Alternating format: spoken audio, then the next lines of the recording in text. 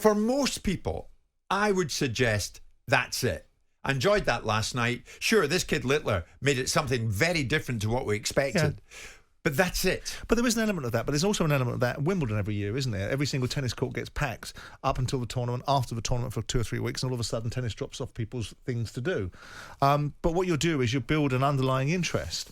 You're seeing darts, and you're seeing the PDC and Barry Hearn's direction of travel, which is to professionalise the game even more than they already have done, to start to build academies underneath it, to start to develop and build the sport into a more inspirational and aspirational sport. So will it continue to have the same traction that it's had in the last 2 or 3 days? No, it won't. But will it have increased the interest of people and piqued the interest and developed a few more people wanting to participate? Yeah, absolutely it will. When you've got an audience of 3.68 million and you're seeing people play darts and you're seeing the level of interest and the intensity, and again, you have to give a huge amount of credit.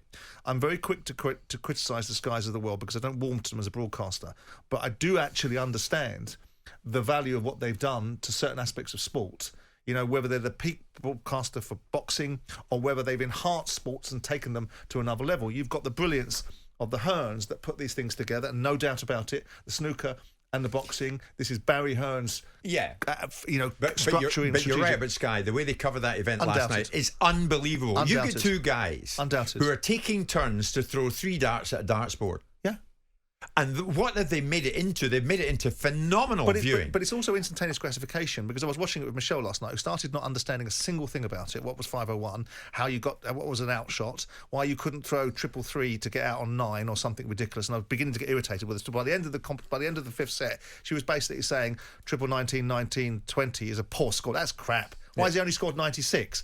But the point is, you've got instantaneous gratification. They fly through the sets. They fly through the legs. You're watching people get into outcomes and to get into points of jeopardy relatively quickly. Yeah. You've got the personalities. You've got the audience. You've got. Have you got the personalities? Do we manufacture the personalities? Do we hype them up a bit? A little bit, yeah. I think we do. A little bit. None of them are going to solve any puzzles, but they're not there to do that. No, there's Dom, one of the listeners. Jim, unfortunately, this is going to pass. It's more hype around the kid than the sport. People want to witness history. They did. That boy last night, as a 16-year-old, would have made history had he won it. And that's fine. And that's fine. And we'll move on.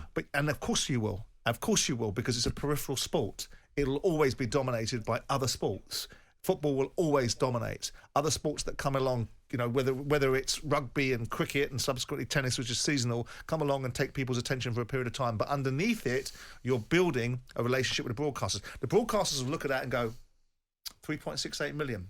What's the potential of this? So how do we get this? How do we develop this? How do we create this opportunity? Okay, you've got the Premier League, which has some traction. Those numbers will start to increase. You'll get more participation.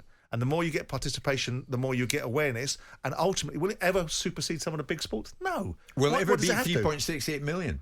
I would suggest no, because most people last night were tuning in to see if Littler would do it. Again, you know, and he didn't. You take these moments in time. I mean, will youngsters now take up playing darts because of what they've just witnessed? Certain youngsters will. Certain youngsters that aren't equipped physically to play the footballs and rugbies and crickets of the world will see this as an opportunity and see it as something. You know, I read a very funny tweet yesterday about someone saying, I took my kids in a pouring rain for years and years to football, tennis, cricket and swimming and every single thing I had to do. Some parents take their kids to the pub. Littler's dad, right? Yeah, and it was a joke about how the opportunity to take someone to the pub is probably more preferable than running around in the pouring rain. But the point is it gives a level of interest. It doesn't have to be the dominant sport. It doesn't have to have huge numbers in terms of. But it doesn't want to be a flash in the pan either. Well, I don't think it is a flash in the pan. I think they've been building it up for some time. That's why they've got the Darts Premier League. That's why the prize monies have gone up. But that's what I'm saying to you. How many of those people watching last night, I for one will now direct their attention to the Darts Premier League because I've been hooked. Am I hooked? No. Well, if it's 1%, you've got another 40,000 people participating. If it's 1% of the audience that like that. Yeah. You know, from small acorns, you've got an audience which is engaged. Yeah. You look at that audience. You know, Frank Warren comes on and gets all prickly about the fact that we accused the Saudis of having no atmosphere inside a boxing arena, and we know it didn't. And I can talk about 10 people that were there that would say the same thing. Yeah. But the point is that the darts atmosphere is unique. It's quintessentially British. Jim White and Simon Jordan. Monday to Friday mornings from 10. On AM, on DAB, via the TalkSPORT app and on your smart speaker. TalkSPORT.